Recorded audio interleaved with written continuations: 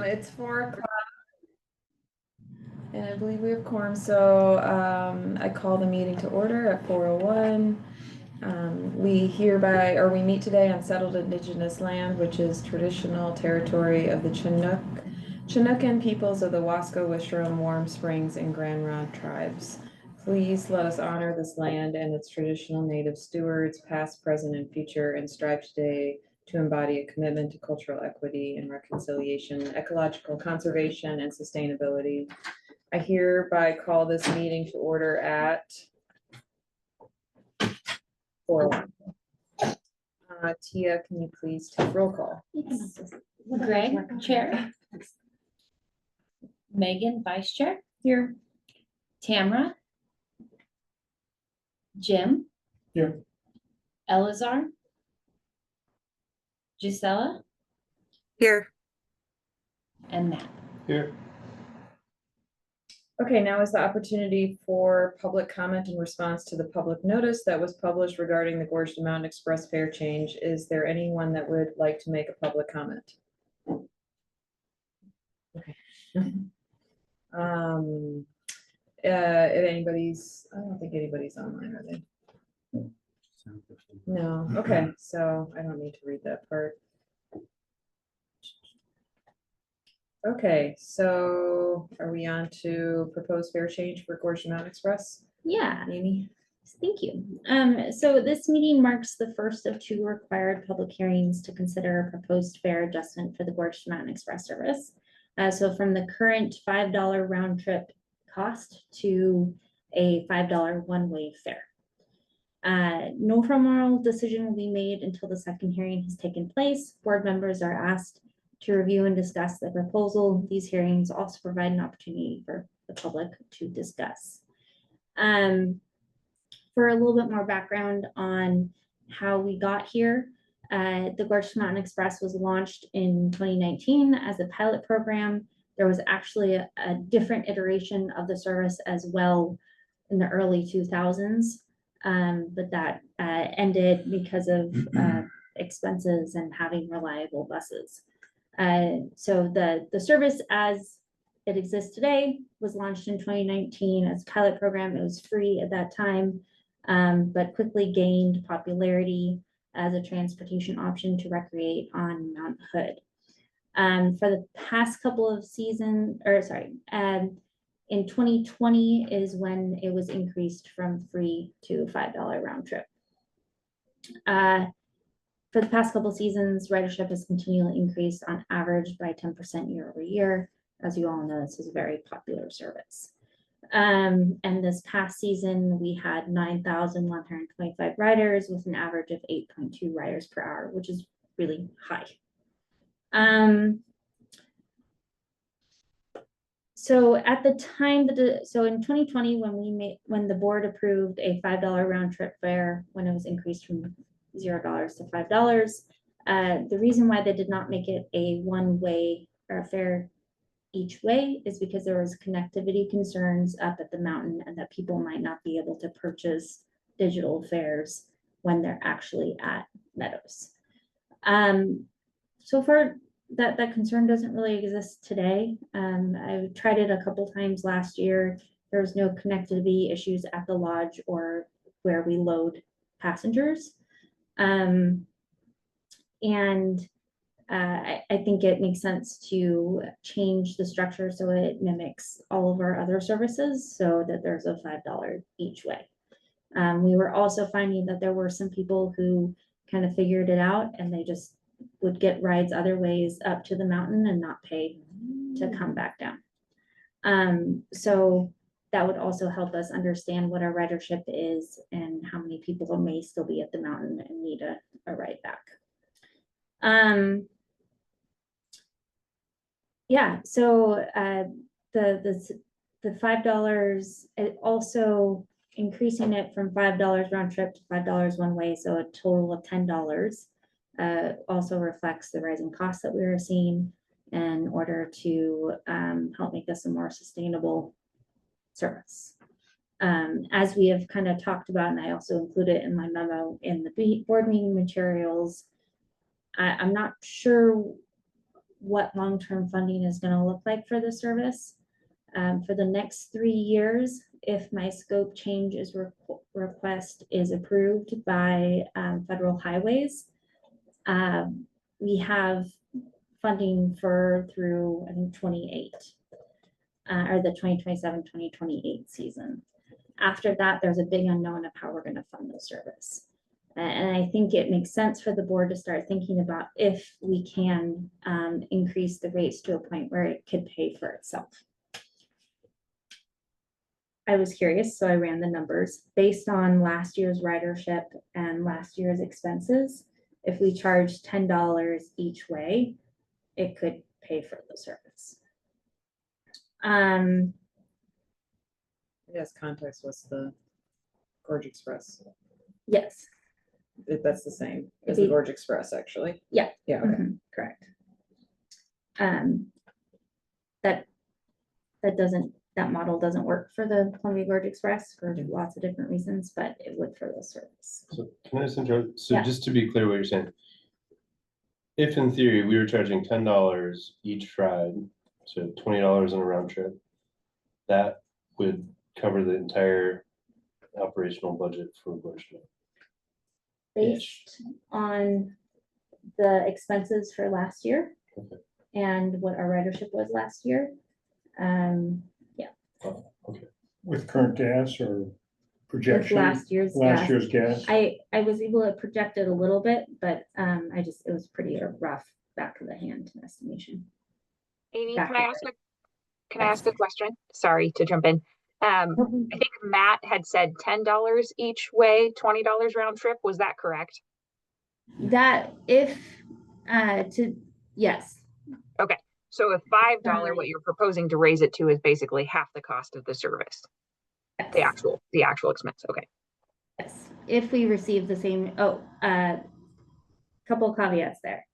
If we receive the same amount of riders and if we make the Gorge Pass not an eligible form of payment on Gorge to Mountain. Okay, right. So That makes a lot of that's sense. the big piece. Okay. And that would be probably a big hit because that I know is a large amount of our ridership. It has a Gorge Pass. Yeah, the kids. Mhm. Any questions? Well, actually, did we figure out, how much would, what's the round trip cost of like an individual driving up there? Yes. So fuel cost only, assuming 18 miles per gallon, is approximately a $16.48 round trip from Hood River to Mount Hood Meadows in an own personal car. Round trip? Yeah. Okay. And the IRS mileage rate estimates a round trip from Hood River to Mount Hood Meadows is $50. So if you're taking into account the wear and tear on your car.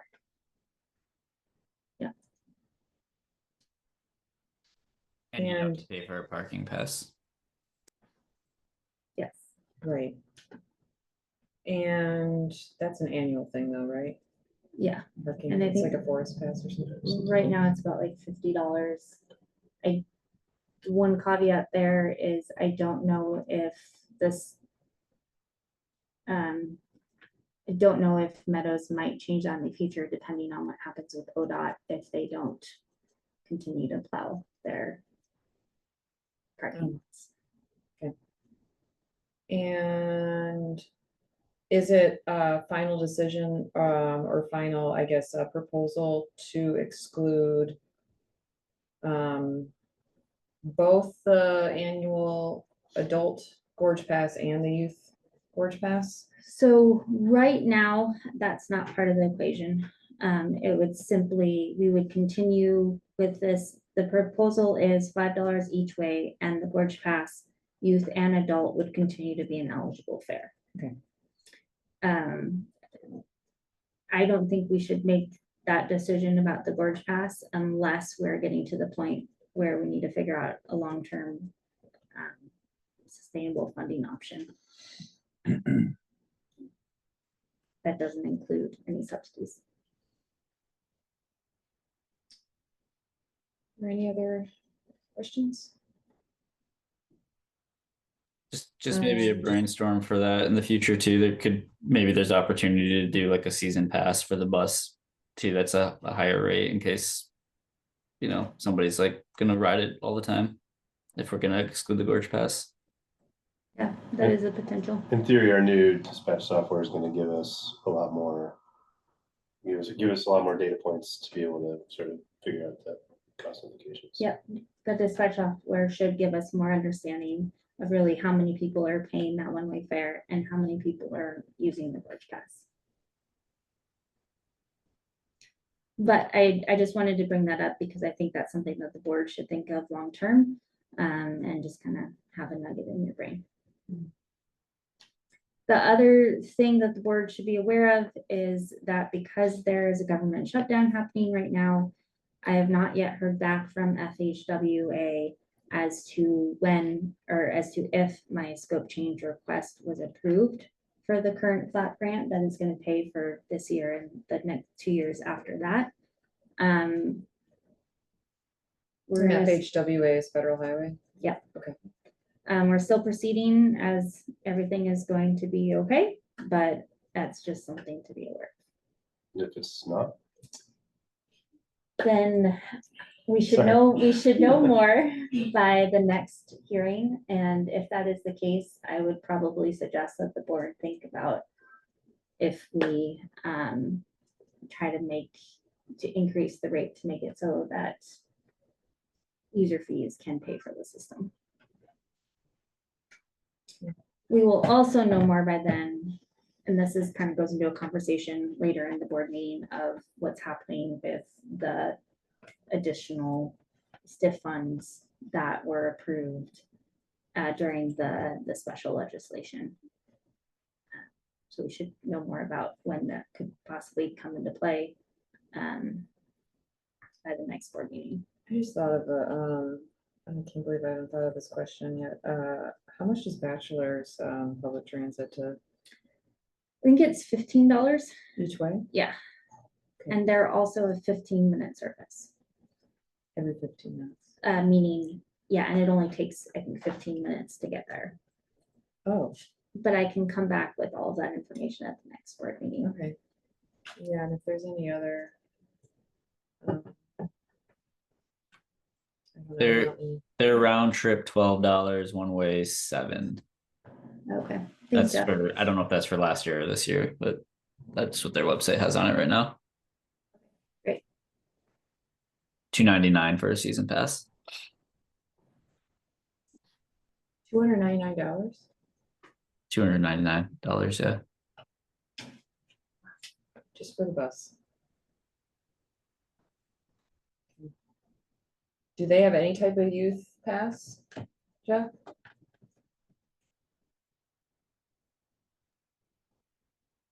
Maybe that'd Not be good. anything listed on this Next meeting. mountain page, no. Yeah, we can make sure we have that data. That'd be good. Yeah. Yeah, I think that this is the one big concern in the back of my head is the Gorge to Mountain has been a great, I was talking about this today in a webinar. It's been a great gateway drug. Hey, sorry, it's a bad analogy, but into like helping parents understand that transit is safe and great to foster independence in their kids. Because I remember when we first launched the Gorge Pass for the kids, like for free, some of the parents in the community were like, how dare you influence my kid to take transit? It's not. And so like that has helped. I think the Gorge Mountain Express has helped a lot with helping parents feel comfortable with all of our transit service. I would 100% agree. I think Yeah. I So think there's a lot that- of time to brainstorm this, and I think there could be other solutions with just more like youth programs and getting passes specifically for the youth. I think there's just a lot of. I think it's just good to keep brainstorming these things and keeping those things on the table. And as we understand funding, we'll know how to navigate them, and if we cut out the kids. If it cuts out the free passes for the kids, there might be a solution for that. But I don't know, Amy. Yeah, I think for next meeting, we'll come back with more detailed information about Bachelor and Cascades Transit's costs for their service. And then we will also know more about the shutdown situation and how that might be impacting funding, and the special legislative funding as well. We'll know more about that. So I think based on that information, we should be able to come back to the next meeting with if it looks like we have to look at worst case scenario, what that would be and what is all the information that you guys need to make that decision. That's November. Yep. Yeah. Yeah, that's gone fast. Okay, any more questions or can I get a motion to approve adjournment of the public hearing? Any other data you want to see from us? Off the top of my head. Something, I guess. I would move to exit our public hearing. Okay, any discussion? Right, all in favor? Aye. Chair votes aye. Meeting is adjourned at 4:17. Now we'll continue to our regularly scheduled event, the monthly board meeting. So I call, sorry, one second. We meet today on, I need everything. Yeah, sorry, we gotta call it to order at, or did we say before? No, it happens at the end of this script for me. Oh, it does, okay. Yeah, sorry. Never mind. We meet today on settled indigenous land, which is the traditional territory of the Chinook peoples of Wasco, Wishram, and Warm Springs and Grand Ronde tribes. Let us honor this land and its traditional native stewards, past, present, and future, and strive today to embody a commitment to cultural equity and reconciliation, ecological conservation, and sustainability. I hereby call this meeting to order at 4:18. Tia, please take roll call. Greg, Chair. Megan, Vice Chair. Here. Tamara, Secretary. Jim, Here. Elazar. Gisela, Here. Matt. Here. Okay, the meetings for the September 17th regular board meeting were included in your packet. Are there any changes board members would like to make? See one, and is there a motion to accept the minutes? So move. Any discussion? All in favor? Aye. Aye. Okay, chair votes aye. Now is the opportunity for public comment regarding a I'm sorry, discussion. did we have a second in there? No, sorry. I can't second that. Sorry. Okay, You second it? No, I can't No. second my own motion. I'm sorry. Second. thank you, Jim. My SDAO teacher would be upset with me. Okay. Is that missing in the script? And I. Second. Oh, But it's still, I should Okay. know. I think it's, That's fine. I'm Okay. just checking my work. I don't think it is, but it's fine. Okay. All right, so now is the opportunity for public comment regarding discussion item that is not on the agenda today. Is there anyone that would like to make public comment? Nobody's on. Okay. So we are on to the accounting report with Emily. Oh, am I talking? I'm talking. Hello. Hi, everyone. Amy, I'm not sure that when you guys closed the public hearing, I didn't hear a second then either. I don't know if you have to go back. Took care of it, didn't we? I thought I heard, I thought you and then. No, we didn't. Oh, we didn't? Oh. Getting sloppy. I Sorry. am. Are we- Okay, An so how official do we second fix person. that? Should write that on the top. Should I go back and ask for a motion on? Yeah, I think we should just so sorry, this is getting a little sloppy, but I think we Yeah. should. Okay, so is there a motion to approve adjournment of the public hearing? So move. I second. Thank you, Isella. Any discussion? All in favor? Aye. Aye, chair votes aye. Meeting is now officially adjourned at 4:21. So So, I don't think you have to go through the entire spiel, just say, just adjourn you. the director meeting at 4:21, yeah, and then we can continue. all right, so the directors meeting is adjourned at 4:21 and we're continuing with the regularly scheduled meeting at 4:21. Sorry, just to clarify, the public hearing Oh, is adjourned. The regular meeting is, yes, so, sorry. The public meeting is adjourned at 4:21, the public regular. hearing. What did I Sorry, you said say? public. Oh my meeting. gosh.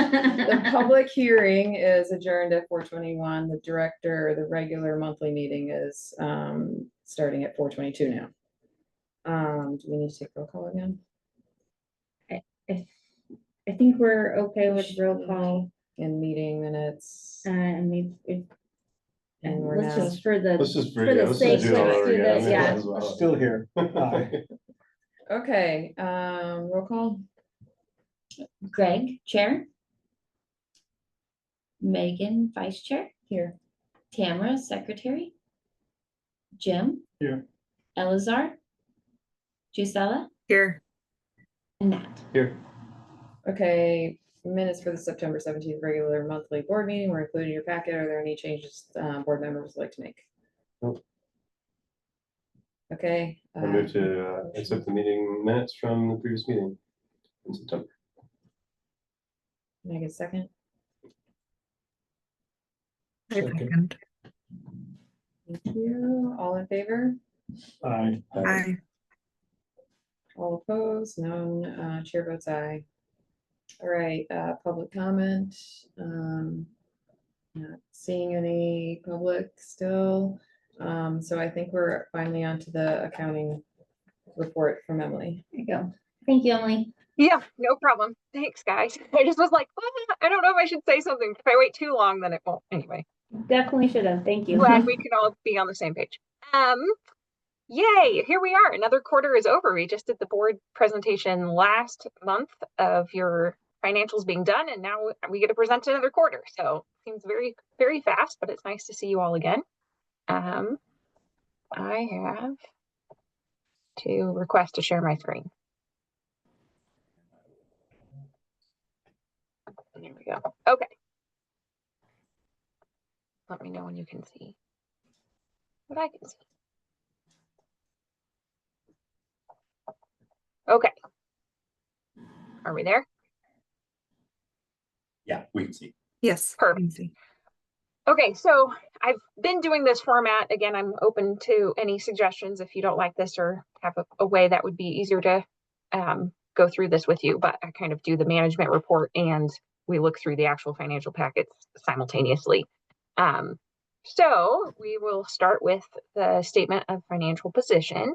Your cash balance at the end of September was 1.4 million, which was a $36,000 decrease from the prior year. Your credit card liabilities and your accrued payroll expense were almost identical, a couple $100 off. And your equity is fairly similar to, that's probably where you see the main difference that matches the cash difference.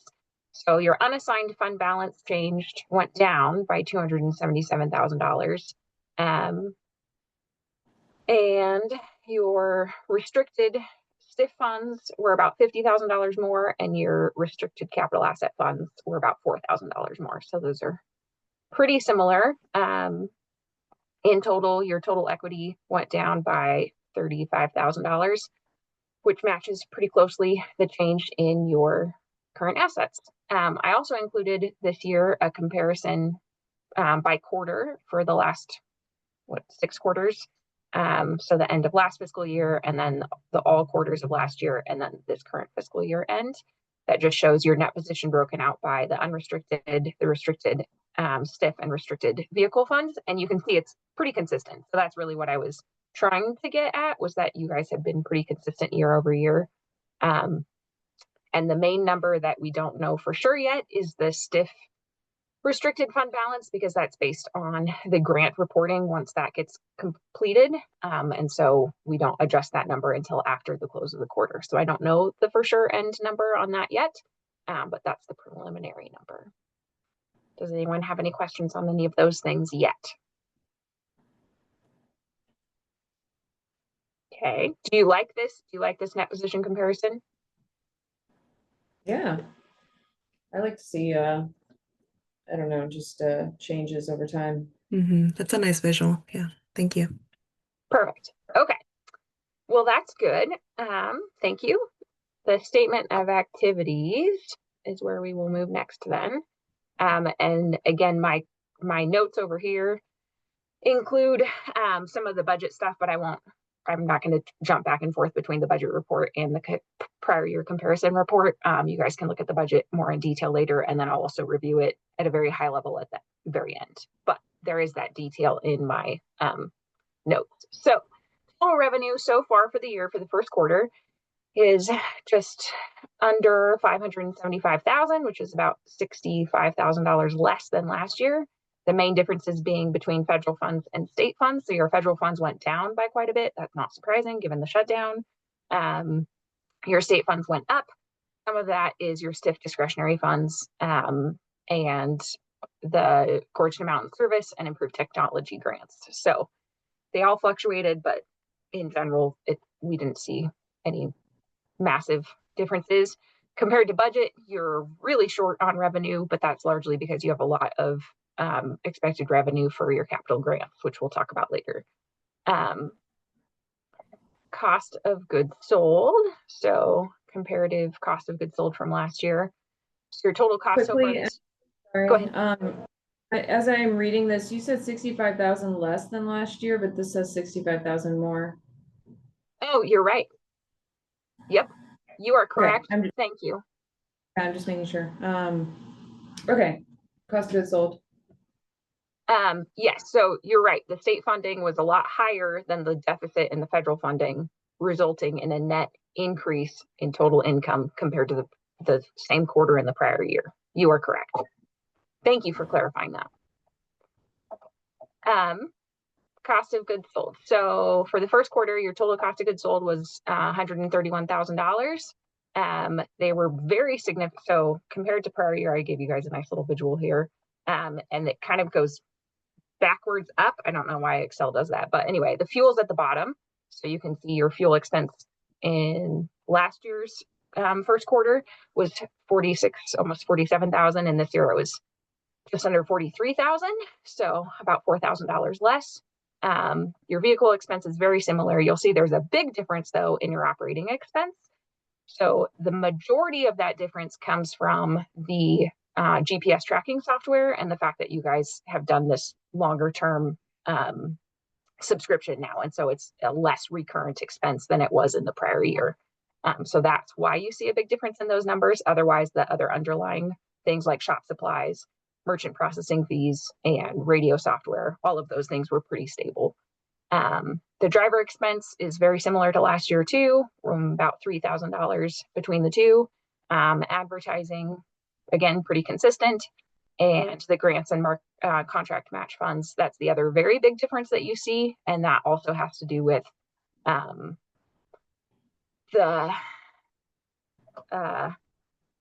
am I trying to say? That was the delayed billing of Yes. MCHED from the previous fiscal year. Correct. Yes. Your partners, that's what the word I was looking for. Partners. I couldn't think of that term. It's because of the delay in the partner billing in the prior year. So this is actually probably the more realistic number in an ongoing basis. So that is your operating expense. Any question on those before I move on? Okay. Administrative expense. So the total administrative expense for the year was about $70,000, which is about $2,000 less than the prior year. The biggest difference was a $2,000 decrease in office supplies and expenses. And then your administrative expense is still very far under budget, which we can, most of that has to do with the difference in the budgeted amount for professional fees that were related to the capital projects that we'll talk about in just a minute, but as you can see in the graphs, they're pretty similar. Personnel expense. Do you guys have any I guess I should ask. Do you have any questions on that one before I move on to? Okay. Personnel expense, your total administrative personnel expense. Well, I guess we'll start with the total personnel expense. So total personnel expense this year over prior year was less. So you're about $20,000 less overall. You're about $2,000 more in your admin and about $22,000 less overall in your truck service. You can see the graph here also that I included to show kind of those comparisons. And yeah, again, it's very consistent. We usually see a lot of consistency between years and salaries because that's a pretty continual thing, but I'm actually a little surprised that it is this much lower. Is that because we decreased services? Or were we just a lot more efficient? Do you know, Amy? I'm sorry, say that one more time. Did we decrease services compared to prior year, or were we just a lot more efficient? A little bit of both. Okay. Well, perfect. And we're under budget by, so the total expected budget for admin, we're at 23% of, which for one quarter is slightly under than what we expected. And for the personnel, we're at 19% of the annual budget. So we've basically gained 6% compared to what we expected, if that makes sense. Capital outlay, you guys haven't had any yet this year. Obviously, we're expecting that to change. So with the development of the new park and ride, with the land that was purchased last year, the redevelopment of the old park and ride, restructuring of the office, and the development of the interregional transit hub located by the waterfront, and purchasing of 5 new buses, you guys expect to spend a lot of money this year. Most of that obviously will be reimbursed with grant monies once. But you guys, again, they're usually reimbursements. So you spend the money first and then you get reimbursed for that expense. So in total, that brings your net income this year to about $12,000 net revenue. And prior year, you had a net loss of $175,000 at this point. So really, you guys have gained, $187,000 compared to the prior year, but with the grant monies and stuff, I'm not sure that's maybe the most helpful comparison. Let's see, your accounts receivable. So we'll go down here. Your accounts receivable was just one for Scotia County Community Events and Recreation. And then you had very few accounts payable too. You have a couple actually, like they show up as prepayments, but it's because the billings happened after, like you paid the bill and then entered the bill after. But anyway, Tia fixed that already actually. So if I pulled a current report, that wouldn't show up that way anymore. And the O'Reilly Automotive is just because you guys had a refund, I think. So there are no current accounts payable as of the end of the quarter. For your budget purposes, you guys are very low, very far below budget. Materials and services, you can see you have administrative, you have $458,000 left in the budget. Personal expense, you have just about $250,000, and your capital outlay, you have $75,000 for the administrative. For the operating, for materials and services, you have about $575,000 left in your budget. For personnel expense, you have just over 1.3 million, and for your capital outlay, you have 10.26 million. And that is one other thing I wanted to mention. So historically, your budget comparison numbers, we've kind of calculated and tried to even out some of the ongoing expenses, like fuel expense, for example, we would break out by quarter. So if your total budget was $250,000 for the year, we'd divide that by 12 and account for that each month, basically. But not everything was done that way. So it was kind of like trying to compare to a moving target when you would pull these kinds of reports, because some of the numbers were changing monthly and some were changing quarterly and stuff. So we made the decision to not do that this year. And when we entered the budget, we entered the total budget amount. So none of these numbers will change month over month or quarter over quarter. It is the complete budget. So because of that, if you look at the total budget comparison on the right-hand side, that should be accurate compared to like an actual full year's budget. So anything that's around at this point, the 25% mark, is then pretty close to budget, if that makes sense. So I wanted to clarify that because that was a change over the prior year, the prior way we have done it. Does anyone have any other questions?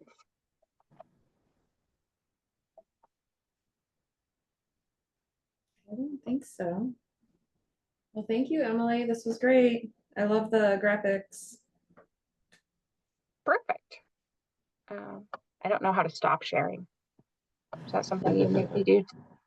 Amy? I think I can. We can help you out Oh, with wait. I think I figured it out. that. Well done. Well, thank you as always. Thank you, Emily. No problem. Thanks, guys. I hope you have a great year, and I guess I won't see you till next year, but thanks again. Yeah. Good Bye. holiday Thank you. season. Take care. All right, I believe we're on to Tia with resolution action. Yes.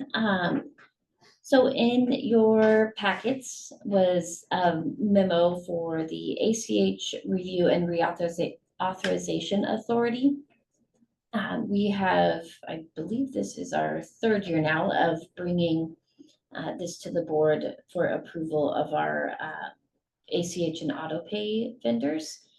Let me get that here. So staff are requesting that the board review the attached list of ACH vendors and approve the reauthorization authority for these vendors.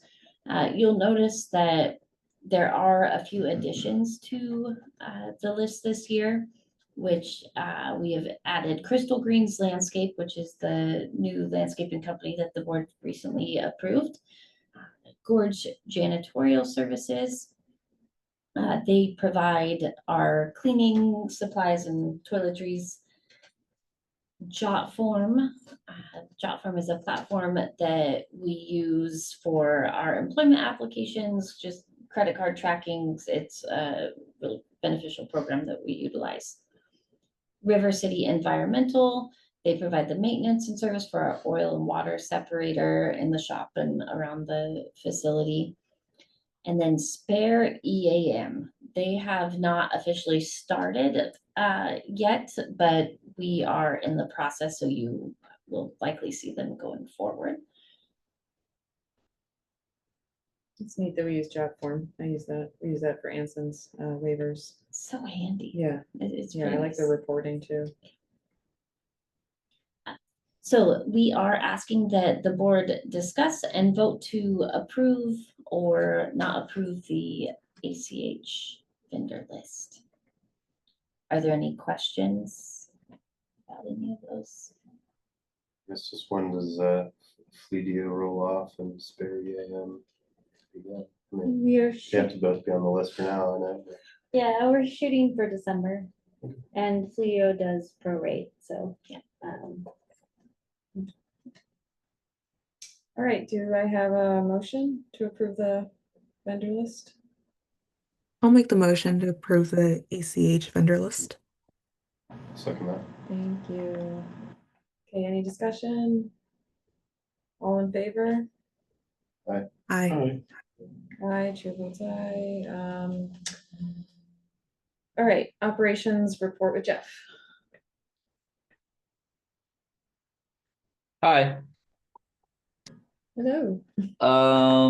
Cool. September 2025 operations report. Back up to or staying at 99 safety score.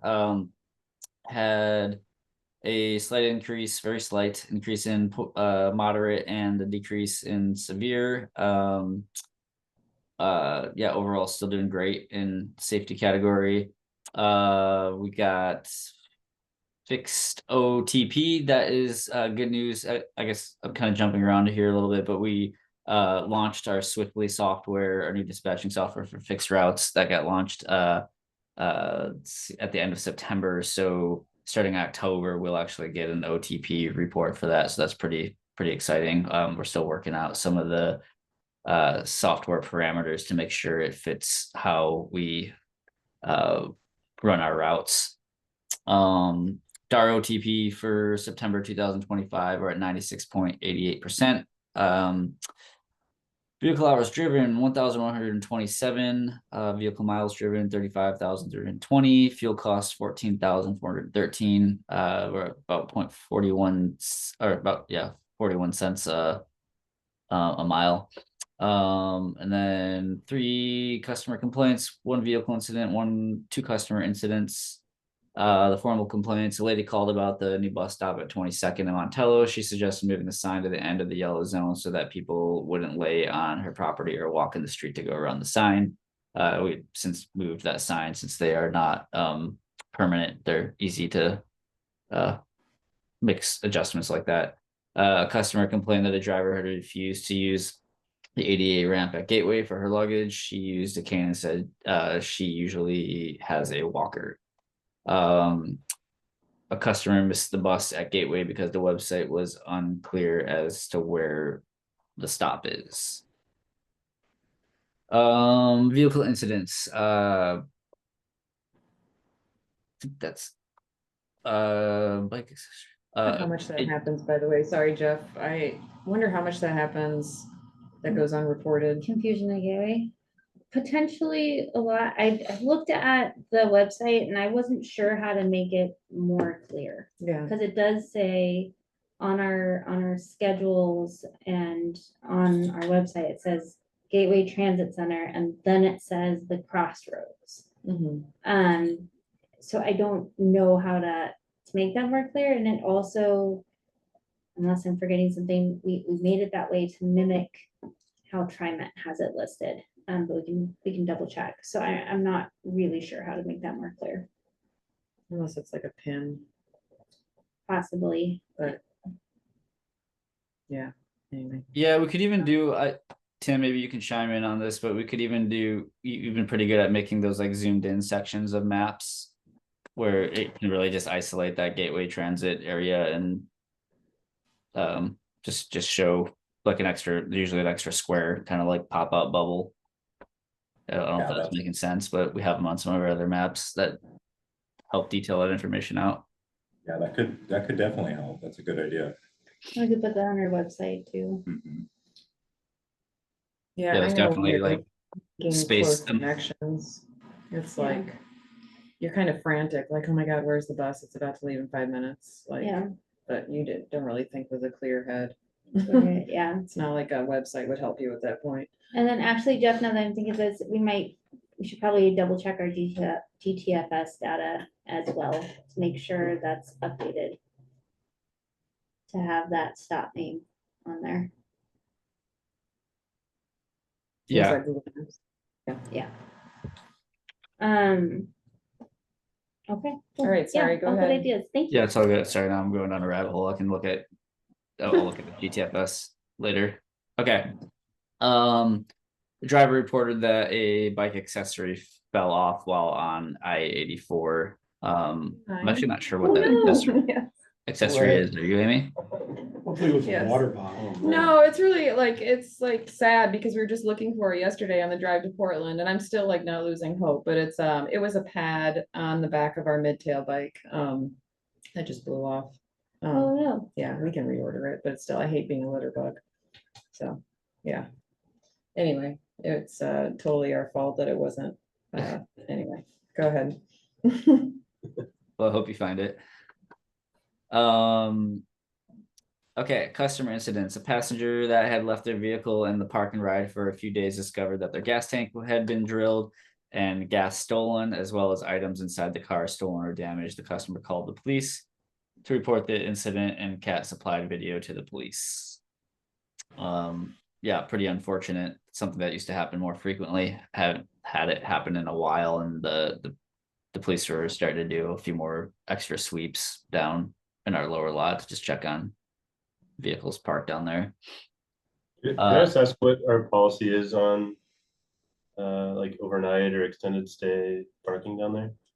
It is, people are free to use that for extended stay. It is on their own. We do not accept any liability. We do have with staff, we do a walk around a couple times a day. So we'll keep an eye out, and we do ask if people are wanting to leave their car for an extended stay, that they let us know contact information and their tag information, so that if we do see anything or we're concerned about anything, we can reach out to them. I'm actually surprised we don't have more, for airport trips or. Right. Yeah, we're getting, I would say probably the last 6 months, we've gotten a lot more people who are taking advantage of the extended trips, where they're hopping on the Columbia Gorge Express and they're putting their car in the lot. And so, yeah, I've actually been pleasantly surprised about how many more people are using that. Cool. Sorry to interrupt, Jeff. Whereas two potential riders were observed on cat property causing a loud verbal disturbance. It was further observed that they had visible feces and urine on their clothing, as well as open wounds. Link had already trespassed them for biohazard reasons. The lead department of the Hood River Police was brought in to de-escalate the situation. The couple have since been on the property, and as of this report, they have been trespassed. A trespass is in progress, but has not been delivered yet. We haven't seen them again since that other issue, so. Yeah, it's an unfortunate situation, but it was really actually cool to see the lead Hood River department step in and actually offer assistance and give these individual options. Whether they took it or not was up to them, but it was just one of those situations where we had people yelling in our office and didn't have a way to help them, and the police were able to. So, well, And again, the police were able to give them options. I don't know if they helped them or not. just a slight clarification, it's out of the Hood River Sheriff Department, not the police. Oh, But yeah. but same thing. Yeah. Yeah, they Law enforcement. Yes, I think they're about a year and a half old, that department specifically, and every time we've had to use them, I think it's a really great resource for organizations. And takes the load off of the police. And last. Jeff, What? Keep going. We good? employee of the month. Oh, employee of the month. Yeah, we got Nick Auckland. Nick is one of our newest employees. He's already shown a great willingness to do whatever it takes to help. His calm nature and work ethic has made him a valuable team member. So we're happy to have Nick join us. Couple other updates. Yeah, like I said, the dispatch software Swiftly is in progress. We're excited to see that it works. That it's mostly working. Still a few hiccups to work out with. Just we're learning what GTFS data and Trillium and getting things coordinated with Google. It's this whole network of before it was just very manual, something we always just input our fixed routes, and now we're using Remix to send data to Trillium, and Trillium sends it to Swiftly, and they also send it to Google, so that all of our bus stops should be in line and all of our maps should be in line. I guess the other soft launch announcement is in our spare program, the dial ride program that we've been using, or sorry, paratransit dispatch software. We did a soft launch on the rider app. So I guess if any of you guys are interested in checking it out, it is available. We haven't done any marketing around it yet, but it is available that you can use your cell phone to book your own rides without calling in our dispatchers. So yeah, we're looking forward to coming up with a plan and getting that word out there. And just to clarify, this also means that we are no longer paying for that old dispatcher software. So that was a win. Yeah. The new vehicles, I just talked to Northwest Bus Sales. It sounds like the two cutaways are just waiting to get wrapped. They said they're queued up. They're expecting a second or third week in November delivery, and unfortunate news that the Ford Transits, we're not going to see those probably until the new year. They are still with the factory and have not showed up in Northwest Sales property. They are still in motion. It's just never as fast as we like it to be. Okay, So- moving on to Oh, sorry. Ridership. Jeff, No, no. one question. No, go Huh? ahead. Go ahead, Jeff. I'm sorry. Okay, cool. Let's see, ridership. I'm gonna start at the bottom. Overall, we have a sorry, I'm blanking on what it's called. Boardings per hour is up from last year, down from last month. So let's see, we saw still an uptick in dial ride. Our dial ride is getting very full. Might have to come up with some solutions for that in the future, but it's great to see. I don't know if it's just because of the expanded area or the new software, maybe all of it, but we're still seeing that increase. Upper Valley, Sorry, and then- go ahead. No, I think you were gonna say what I was gonna say. Sorry, please go ahead. The Upper Valley's ridership is decreasing, and it's gone to. I think we talked about this last time, but it's now a fixed route, so we're seeing less ridership on that route as people can't. However, it's when compared to the same month in the prior year. But if you're comparing it to the last month, it's actually increased. So that's the thing that I wanted to point out. So What, the Upper dial ride Valley? is increasing. Yeah. Oh no, I'm sorry. I'm looking at upper. Oh, my bad. I'm sorry. I was looking at hours of service. Yeah, Upper Valley decreased overall in all categories. So, but I'm Um, confused. Why did okay, now our boardings per hour increased even though our total rides decreased? It's because of our Yeah, because hours we have of less service service. hours. I got it. Thank you.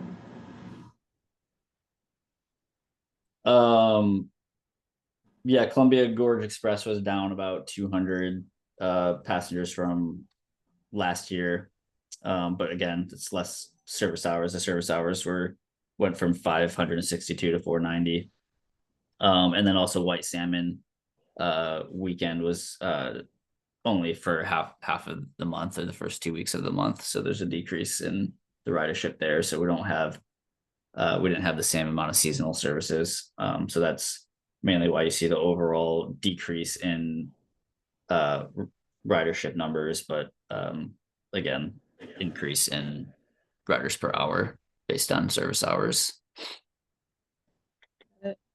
So really quickly on the Gorge Express bus, sorry, this is in the weeds, but the seat belts, are not, some of the seat belts are not, they're doubled over on themselves, and so they can't, retract or pull. On the new buses? Yeah, it's the new ones. Good to know. And so I was like hopscotching around seats.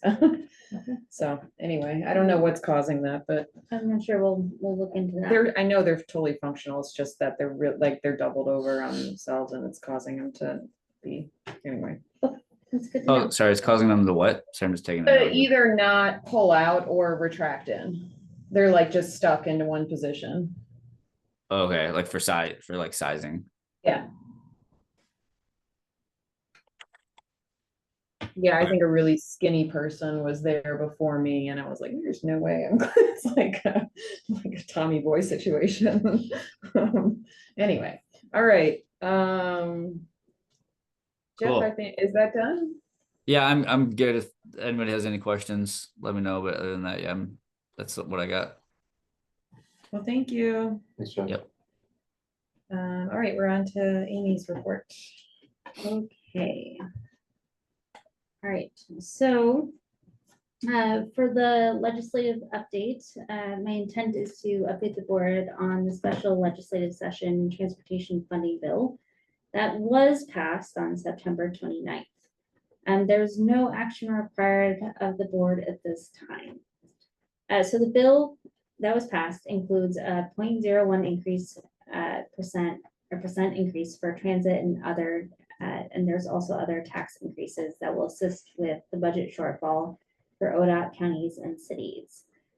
The 0.1% increase for transit will sunset or expire on January 1st, 2028. which is what we were expecting, and it's incredibly unfortunate as it's super hard to plan large service expansions without a sustainable funding source.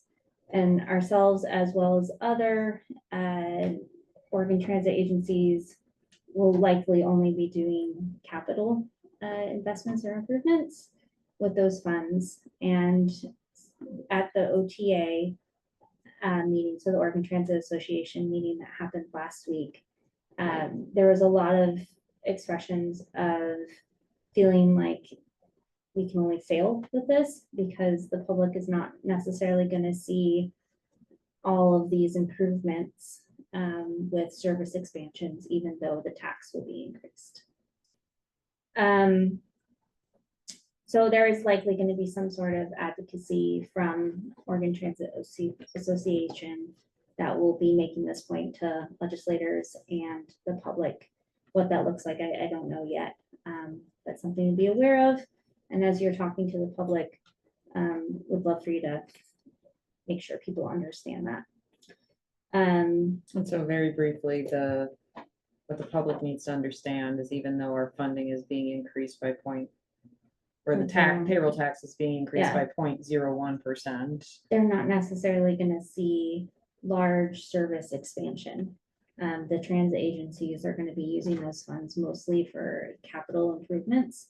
So for example, for us, we will probably be moving forward with the lot that we purchased across the street and putting that, developing that into a park and ride. And it'll be able to spur the redevelopment of the park and ride, our current park and ride, into a bus barn and maintenance facility. It'll also help push along the interregional transit facility that we're working on with the port. So they will all assist our transit service. Is just not going to be quite as obvious as increased service.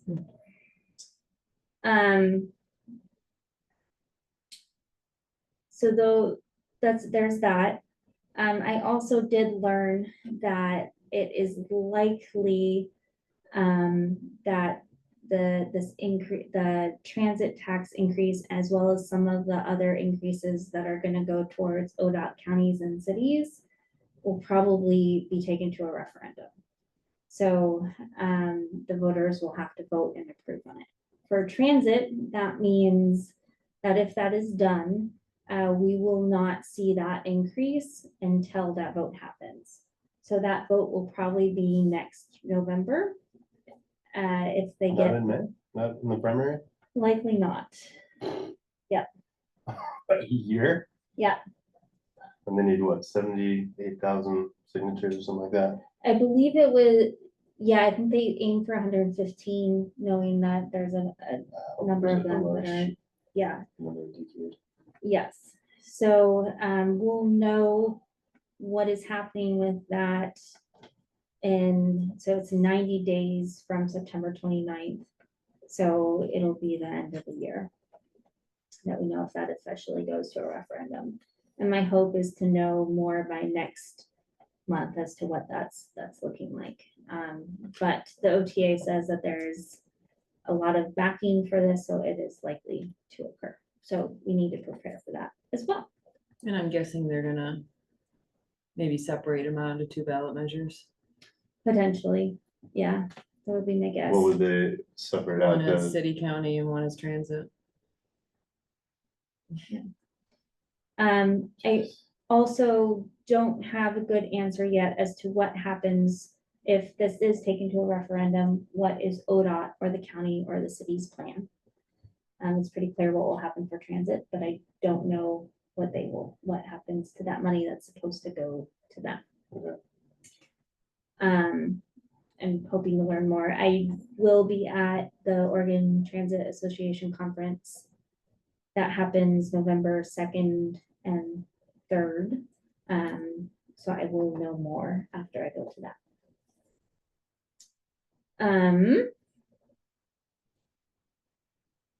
And that is also, just so the board is aware, I am looking to get more involved with that advocacy push through the OTA, so that that may mean that I might be going to Salem more if that is something that is deemed appropriate by OTA, if they need representation from a district like ours. Well, you and Corey can So- share rides, because Yeah. I'm sure she'll be going a lot. Yes, That's our county. county public works director, who's been very active in Salem on the county side, so. Any questions on that? I know that was a lot to unpack. Yeah.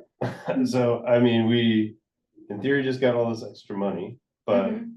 we can't do anything with it until mid-December at the earliest, Next year. assuming they don't get enough signatures. Correct. And if they do, then we're just sitting on our hands for a year. Yes. And that potential revenue will not actually kick in until it passes by voter referendum. So like, even though they've just passed this bill, that tax increase isn't gonna go into effect. So there's not gonna be like, we're not gonna get like backdated funds, right? Yeah. Okay. And then that makes it even more complicated too, right? Because then it's only gonna be good for a year Mhm. because it sunsets. A year So, later, yeah, in 2027. yeah. Good job, everybody. Yeah. So it makes it very complicated. So we'll do our best to prepare for either scenarios. Right now, I've been working a lot with Kathy from the KED as well as Kevin Greenwood from the port to see what we can kind of tee up to get some of those projects moving. Any other questions? Okay. All right, so next item is staffing and winter operations preparation update. My intent is to update the board on how staff is preparing for winter and Gorge to Mountain operations. I will be asking for general approval for proposed staffing adjustments, but other than that, it's just an update. So we have discussed several times in the past several months on how staff needs to adjust how we're doing things this winter to ensure that the workload with the Gorge to Mountain service, as well as just winter operations in general, is manageable and team members have the resources we need to do that. So that we're not bringing people out on weekends or etc. We have started the process of reviewing winter tools and supplies inventory and are sourcing winter jackets and pants for Gorge to Mountain drivers. So this will allow us to make sure that we have all of our needed tools when the service starts. We are also moving forward with creating draft employee schedules that include an additional weekend standby driver on Saturdays and Sundays.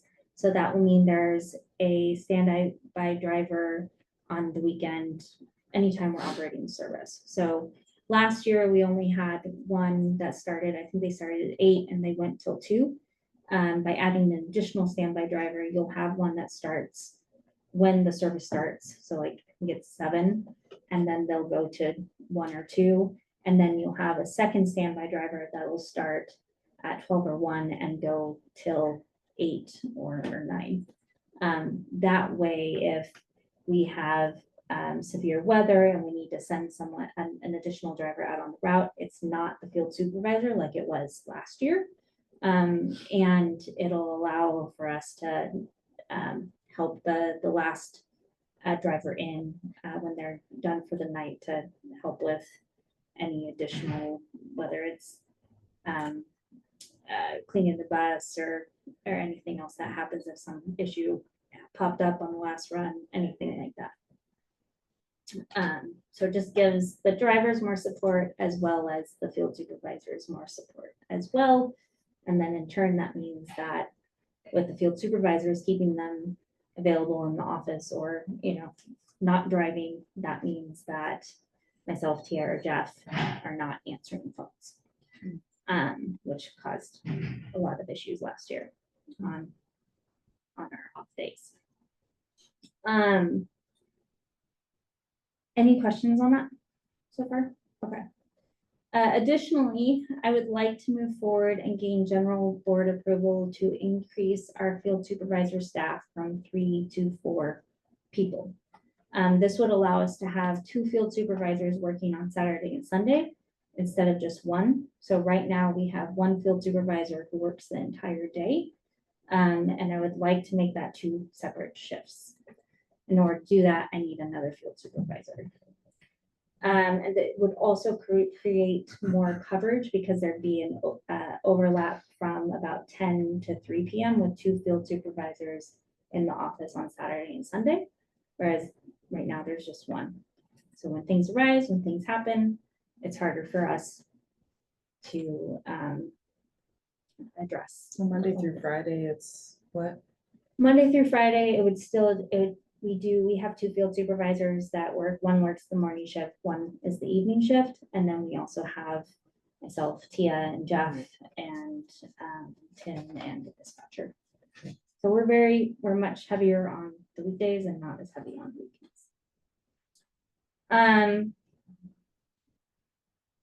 If approved, we would move forward with opening a job posting to internal candidates. And we would do that first before we would open it to external. And my understanding is there is internal interest. The impact, I know you're gonna ask. If an internal candidate is selected, there may be an option for efficiencies to ensure we remain under budget. It would mean that we would not add that weekend dispatcher that we had in the budget. If an internal candidate is not selected, staff is estimating us to be over budget by about $10,000. That would also still mean that we would not have that weekend dispatcher. So I'm asking for general approval. However, because this impacts the budget, if an internal candidate is not selected, you can ask that I come back for a final approval before it's opened to external candidates. And this is like of need for winter, right? Of need for winter, but in general, Yeah. just generally. Yeah. I have never been a fan of a field supervisor essentially working a double on the weekends. I don't think it's the best case scenario. And that's what's happening right now. That's what's happening right Yeah, now. so it's like timely for, in terms of just. Yeah. Getting good work done. Yep, that and safety too. Yeah. I mean, after a long shift, your field supervisors, if they have to do driving or something else, that's something to consider. Right. Well, So- temperature take. Does that make sense? Well, Is it- sort of. So yeah. so in our budget, we had budgeted for adding a new employee as a weekend dispatcher. Yes, We're going to, if we approve this, we're gonna say, okay, that's not gonna happen anymore, but we're going to add a field supervisor, ideally from internal candidates, which could keep us under budget. and sorry, I think I misspoke a little bit too. Sorry, there's a lot of moving pieces. Okay. Trying And I was also Yeah. gonna ask, just to, and you can answer both. If we hire an internal candidate, do we need to then hire another driver or? Probably not, but of course, there's a lot of moving parts in there. So but I don't know, it's completely dependent on who applies and who is selected. Okay. So if an internal candidate is moved up into this 4th field supervisor, there is the potential where we could keep that weekend dispatcher, and if we decide it's necessary, we can add that. And so that will keep us under budget. If a external candidate is selected, we would likely then remove that weekend dispatcher and we would still be about $10,000 over budget. 10,000 over budget is sort of the worst case scenario. Yeah. And that's just out of our reserves. Yeah. 10K, okay. And there's maybe some potential efficiencies that we can get here and there to make sure that we're under, but I want to make sure that's transparent. Seems like a pretty reasonable cost. Yeah, does anybody have any, like, is it 10,000 over budget a red flag for anybody? Not for me. Isella? No, nothing at all. Just I mean, kidding. it's tough to hear when we Yeah. don't know what the hell is going on with Yeah. where our money's at, but Well, and, I- and again, I can come back for final approval before it's open to external candidates, which is where that main cost Right. would come into play. So it's over 10,000, but if you come back to us, then we get to decide if we want to go with budget. It'll likely probably take you a month anyway. Yeah, Yeah, So I- okay, so it's not like gonna hold you back. yeah, so I could Okay. get general approval to move forward with that internal candidate posting.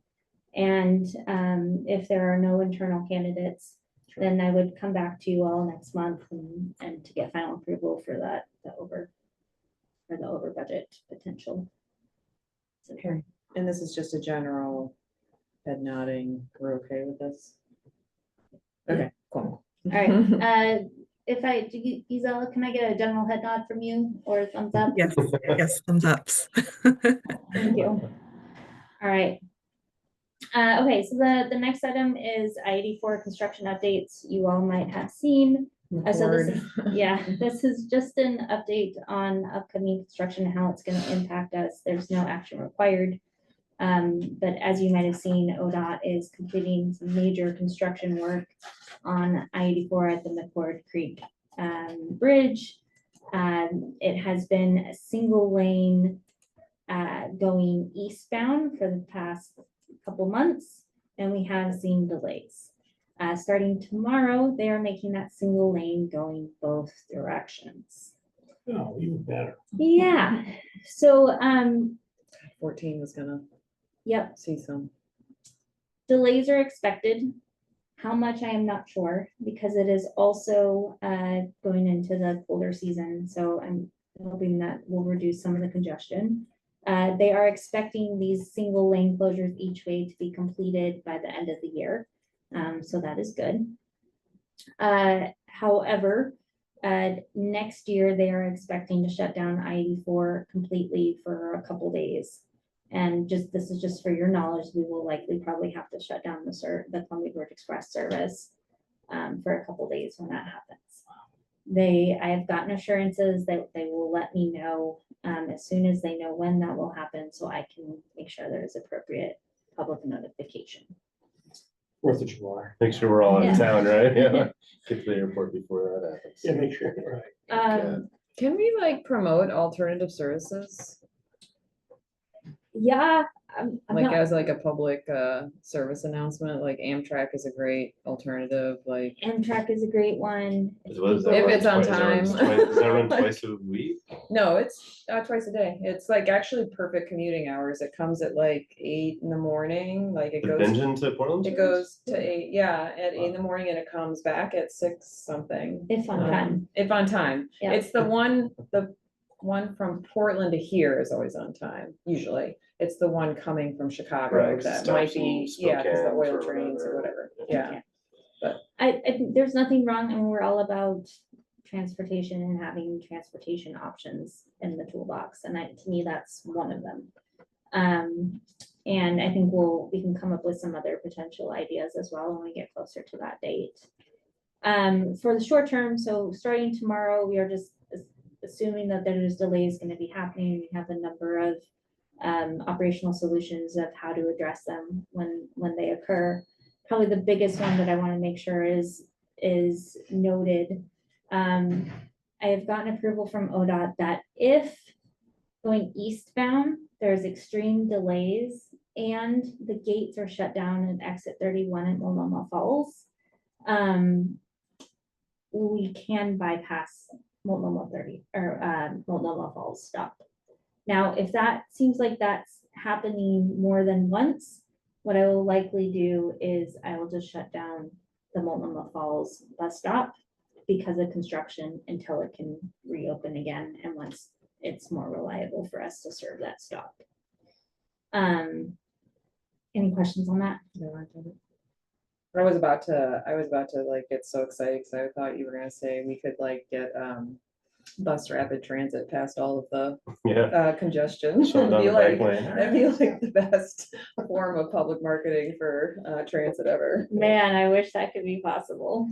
Likely, there's probably, I actually have not asked that specific question, but there's likely probably not enough room Shoulder. yeah. Yeah. Because they're making it so that the eastbound, the work they've been doing is to make sure the eastbound lanes can hold the weight and everything of both directions, and then they're gonna fix the westbound side, and then that's my understanding. Yeah. Yeah. All right, there's one more question with that. Oh, how are you checking congestion? Because I noticed that Google Maps isn't quite up to date sometimes with congestion.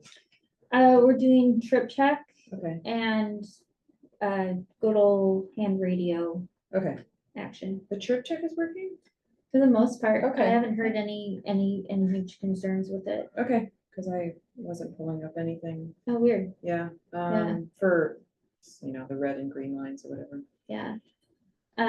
So, But okay. I think a lot of times is right now we just know what to be looking for, and our drivers are radioing us quite ahead of time if they're seeing the delays. Okay. Okay. Any other questions on that? All right, that is all for me. Does the board have any additional items they'd like to discuss? Okay, upcoming events. One is do a promo for this, right? For some reason it wasn't. I know it was on one of my scripts, but it's not on this one. Okay, so everybody's familiar with the bridge replacement. So the Bi-State Bridge Authority was awarded what's called a RAISE grant. I forget what the acronym stands for, RAISE, but it was like 2.3 million to do a master plan of, okay, so the new bridge is gonna have bike ped on it. But how do those people walking and biking or whatever rolling device get from the bridge to the city centers? So how do they get from bridge to Bingen to White Salmon or to Hood River? So the master planning or that planning process is going to host an open house on November 5th, probably at the Hampton Inn. So it'll be all the communities of Bingen, White Salmon, and Hood River, the public seeing these plans for the first time. And Amy and I have been participating on my role has been Safe Routes to School. Amy's been CAT or transit. And the port has been on it, the city, all the cities' respective planning departments have been, and engineers. So it's pretty, I'm excited about it, but I think the public should attend, and if you guys wanted to go, it would be worthwhile seeing the plans. So like protected bike lanes and the river in downtown. I would highly encourage it. Although I was trying to look for the public information. Do you have okay. They haven't sent it out formally yet. This is more like a save the date Okay. notice. November 5th, it's a Wednesday, probably at night at the Hampton Inn. Can we get that forwarded? Yeah. And I have another event. I'm hosting a e-bike or a policymakers e-bike ride. We did this about 3 years ago, and both at the time Mayor McBride and County Commission Chair Mike Oates attended, and they bought e-bikes with them, like not only the next day but the next month because of how powerful it was. So it's essentially our rep Helfrich is going to be like whatever term is for keynote, but it will be like the key rider there, and then we'll have members from city council and county, let's see, transit, anybody that's serves to benefit from e-bikes as a transportation choice. So if you guys wanted to attend that, it's a free e-bike rental, and hopefully we have great weather. It was like amazing last when I did it 3 years ago. So if you're interested in attending. Is there any sort of like preferred like vendor rates or anything? Like, can you show up and it's like e-bikes are 10% off after? Something like that? Oh, Or who's, this is just to raise awareness and then you go. yeah, what are the opportunities with e-bikes as a transportation choice? How do we incentivize them? Like a lot of cities or states are doing, you know, we have electric vehicle rebates. Why don't we have e-bike rebates? And because the behavior change, all the studies on behavior change with e-bikes is just it's so much more affordable and or it's life-changing for lots of people. For our immediate implications and the hat that I'm wearing, it's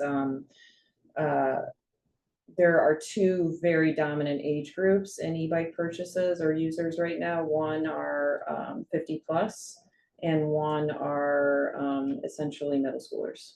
Those are, and that this is national trends. It's not just us. So, and we all know what like it's technically illegal in our state for middle schoolers to ride e-bikes because that law was passed in 1997 before e-bikes were even a thing. Type 1 and type 2 or just the type? All. Really? Yeah. Huh. Yeah. And so it's not really reflective of reality or what the kids need. So Yeah. Or the kids tearing through the Safeway parking lot, but anyway. yeah, no, and also electric, like legitimate electric motorcycles are blurring the lines a lot. Yeah. They're not even street legal. So anyway, so that's what it's going to be, October 29th, Wednesday, October 29th, and I can send out an invitation if anybody wants to attend. We'll just do the Twin Tunnels Trail and have discussions along the way. Cool. Thank you. But I think that is our agenda. If you guys, I'll entertain a motion to adjourn. Move to adjourn. A second. Thank you, Zella. Okay. Sorry, we need a vote. All in favor? Aye. Chair votes aye. Meeting is adjourned at 5:23. Right. Thank you, everyone. Appreciate Thank you, it. everyone. All right, so this is off record now. Okay. Question. You sound like- Somebody second that one? Yeah.